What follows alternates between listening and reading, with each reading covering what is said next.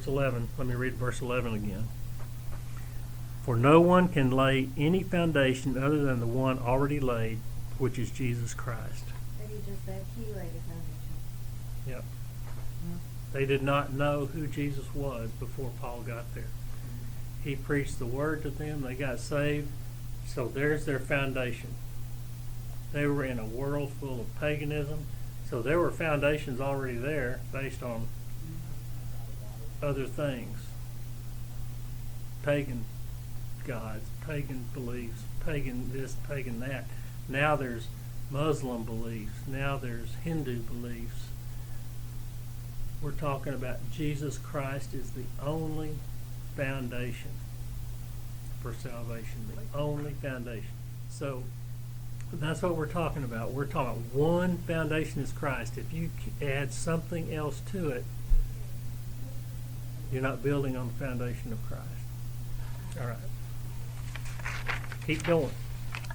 Verse 12 through 15 are very interesting, and this is kind of what this day is about. These 4 verses, 12, 13, 14, these 4 verses. These verses have to do with eschatology. All right, here's the word. I put this up here because we're going to be hearing. He's talking about these 4 verses have to do with eschatology. Eschatology is the study of the end times, like Revelation. It's the study of the end times.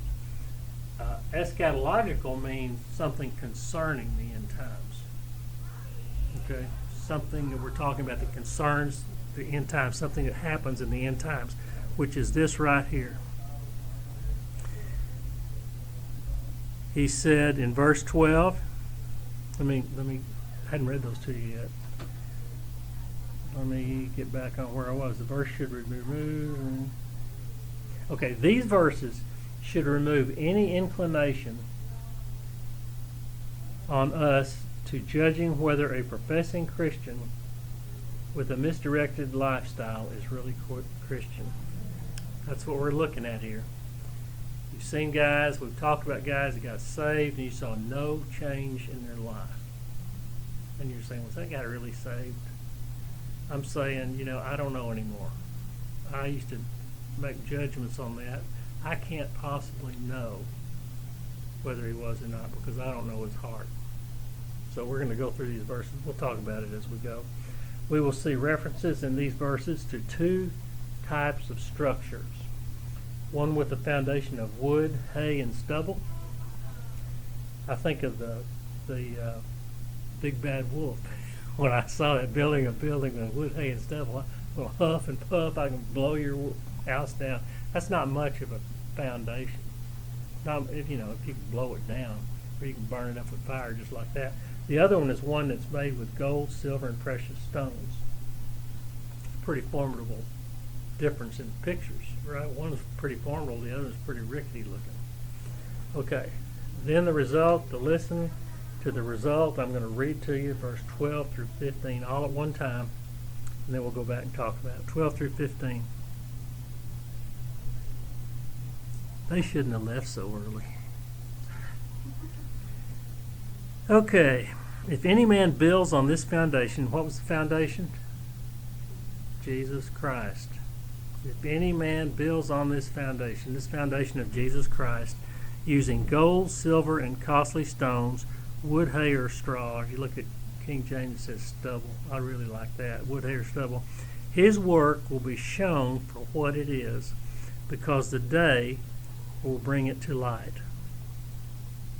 It will be revealed with fire, and the fire will test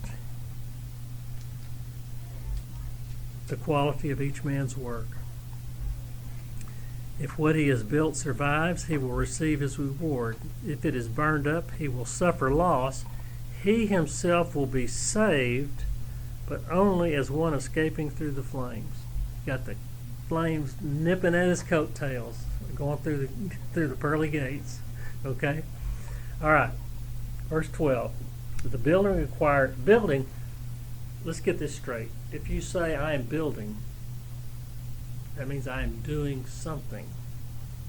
These guys that are building are doing something. They are building. They may be using wood, hay, and stubble, or they may be using gold, silver, and precious stones, but they are doing something. They're not just sitting there saying, well, I wish I had a house that was built. I don't know, I'll do that tomorrow. They're doing something. They're not just sitting there. They're building. They're expending effort. The references to two types of structures, of the gold, silver, and precious stones, and the wood, hay, and stubble, both are built on the foundation of Jesus Christ. Both. We've got to get that straight. This is not a guy that just, the guy using the wood, hay, or stubble, in your mind's eye, you're probably thinking, I think he's not Christian.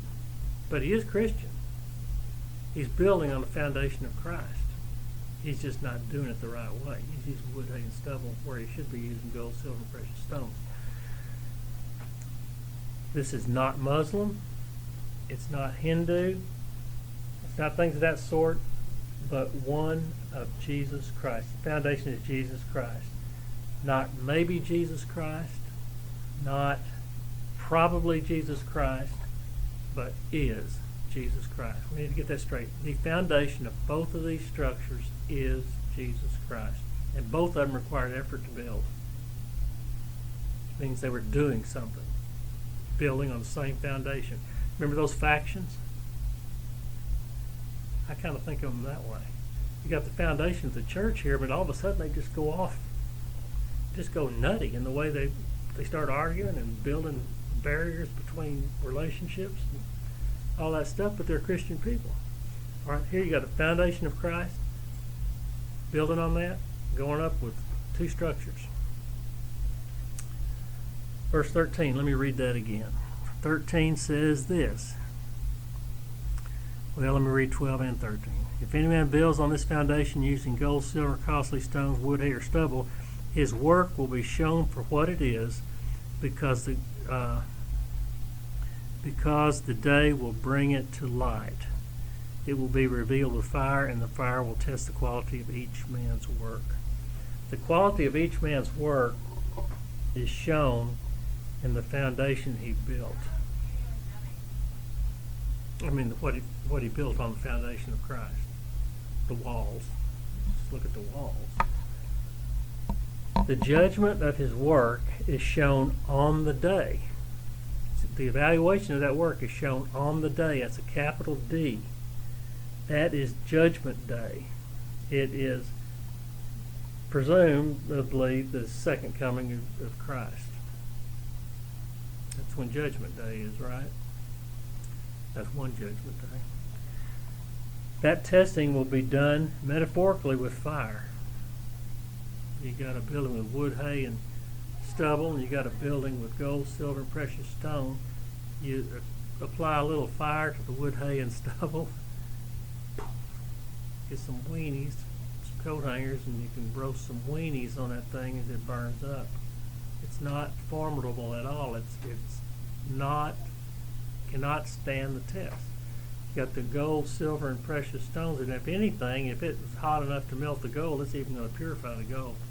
If it was not pure gold, it'll purify that gold. So you got two different situations there. All right. So the testing shows the work for what it is. Verse 14 says this. If what he has built survives, he will receive his reward. That's a pretty short verse. If what he built, if what he has built survives, he will receive his reward. Well, he's going to receive a reward. We're talking, both of these are Christian people. The guys building with wood, hay, and stubble, and the guys building with gold, silver, and precious stones are Christian. They're building on Christ's foundation of Jesus Christ. So there's going to be a reward. And it's the kind of reward at Judgment Day is this Judgment Seat of Christ thing. It's the evaluation of their work. The guys that did the better job. There might even have been a group in there in the reality of it all. There might be a group in there that mixed in the gold, silver, and precious stones with some wood, hay, and stubble, trying to build a pretty good building at a lower cost. You know, add a little wood, hay, and stubble to it, or don't reinforce that concrete with quite the same quality of rebar. You know, whatever. They're all going to be evaluated on the day. the D-A-Y, the capital D-A-Y. Yeah, why is it capital? It's Judgment Day. It's the day when the judgment seat of Christ you're going to be found to be standing before the judgment seat of Christ, and he's going to say, "Tell me how you built that building." Yes, sir. Does this involve fruits and Oh man, I don't know. Probably does. It involves everything. I thought it was in other words of Jesus. Well, it's an evaluation of your life. It is everything, even things that you don't even remember as being significant. It's going to be your motives mainly. It's going to be your motives for the things you did. Let's go back to the working in the church. See, I want this job. I really want to lead this effort because in your heart, not outwardly, but in your heart, you're thinking, I'm going to get a lot of respect out of this one. Nobody wanted this job. If I do a good job, It's gonna make me look good. I'm going to look good. That's not a very good motive. No, but You ought to be saying, I want to do this because of the love of Christ. You know, we're human. You can't help but have unspiritual, worldly kinds of thoughts because of your human nature, your sinful nature. But that nature is going to be involved in the judgment. Well, and then hopefully, like, eventually you will be rewarded or blessed when you realize, yeah, I did this with bad intentions, but I'm actually getting, Good results. good results, or like, this is actually good for me, or I'm doing what, I may have done this with bad intentions, but, there is good coming from this, and I'm learning, and, now my intentions are pure. And That very thing, hopefully, yeah.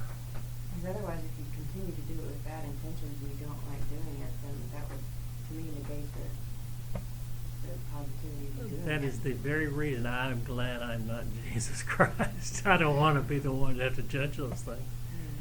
But you're right. I mean, you start out, I think of Romans 7. When I hear that kind of thing right there, I think of Romans 7. Paul says, I find myself doing the very thing I said I did not want to do. That's what he said. That's called sin. Start out with pure intentions, and then you get further along and you see what kind of success is coming of this. They're saying, There's still a precious stone involved. yeah, there is. That will persevere. And that's what she's talking about. There's good that comes out of it, and your motive. I'm guessing your motives flip flop in there. They change from perfect to not perfect, and go back and forth and back and forth. And maybe one time you're saying, I wish I'd never even said I would do this. So, but that's what we're talking about. It's an evaluation. It's an appraisal of your whole life. Everything you have ever done, the reason you did everything you did, the reasons you didn't do some things that you should have done, it's all going to be there. And that's what this house is that we're talking about. Okay. Then 15 comes in there. Verse 15 says this. If it is burned up, he will suffer loss. He himself will be saved, but only as one escaping through the flames.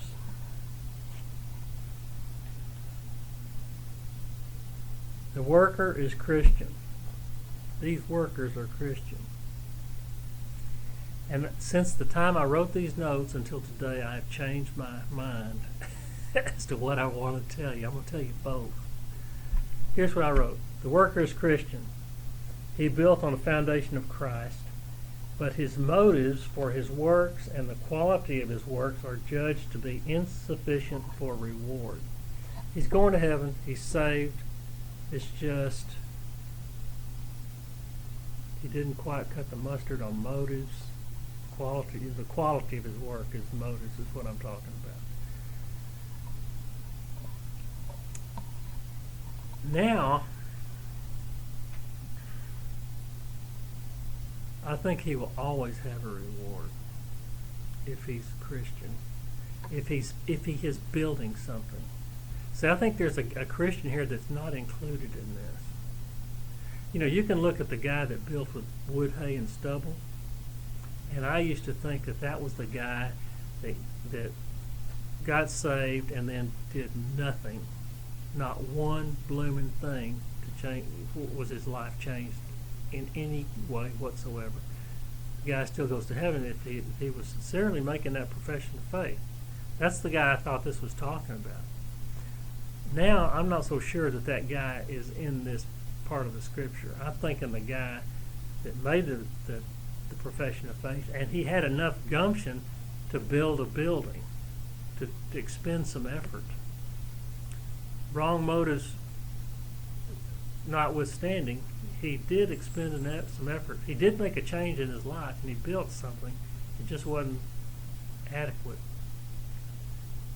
for what Jesus was looking for perfectly. And you're saying, well, a guy, you know, I'm looking at him saying, I'm not even sure he's a Christian, the way he was acting when he was building that building. This says he was, and he will make it to heaven with the flames nipping at his coattail. Ooh, let me get in there while I can. This is a pretty powerful scripture right here, and it's not. I mean, it is for us. It is for the world at large, for Christianity at large. But this was for the Corinthian church. That's the initial meeting. He wrote this to the Corinthians. And that, if you were sitting there with these factions, these guys that are arguing about everything, they're lining up, they're prideful, they're selfish, they're arrogant, they're self-exalting, this would just be a slap in your face. Because that's the way he started chapter 3 out. He said, I can't even talk to you about spiritual things in a spiritual way because you're acting worldly. You're too dense to even catch on to what I'm talking about. What laws is he talking about? Let's see, where am I? 15. He looked up in law. He himself will be saved, but only as one. So what loss will he suffer if he is saved? He will. One thing he'll lose is the reward he thought he's going to get. It's not like he loses necessarily anything on earth, because in the eyes of his fellow church member, he might have been a pretty good guy. In fact, I was one of the guys that lined up behind him. You know, he was leading one of those factions. We thought we were right, without regard to our arrogance, our prideful way of looking things, our selfishness, our self-exaltation. Without regard to any of those things, we were doing a pretty good job. Well, that's what you're going to lose. You're going to be told you weren't doing a very good job. As Jesus appraises your efforts in your entire life, as it turns out. What else can I say about that? Anybody have something to add to that? Yeah, when something is repeated, it's important. If you look at 2 Corinthians chapter 5, verse 9 through 9 and 10. So we make it our goal to please Him, whether we are at home in the body or away from it. For we must all appear before the judgment seat of Christ, so that each of us may receive what is due to us for the things done while in the body, whether good or bad. Paul, really good at repeating that. I wanted to go back to something I said last week. I went home with a recording of the lesson, and Jan and I went through it, and I said, did it seem like I just kept saying the same thing over and over and over again? You remember me saying that, Jan? You said, yeah. And I said, well, you know what? Every time, but I want to point out something to you. Every time I said it is because Paul repeated himself. The things I was pointing out to you was important. It was important enough to Paul for him to go over it and over it and over it. And that's what Wayne's talking about. We got right here in this letter, probably a couple of times we've already talked about rewards, maybe even in this chapter a couple of times about rewards. And it's going to be over and again. Further into 1 Corinthians, you get to 2 Corinthians, he's still talking about it, about rewards. So it's a big deal, but it's not rewards that we strive for the praise of men. It's rewards we strive for the love, because of the love of Christ in our life. It's the things that we're just really, really wanting to do. I really want it because I really do want Jesus to say to me, "Well done, good and faithful servant." I don't want him to be disappointed in any way or shape or fashion. And then when you start talking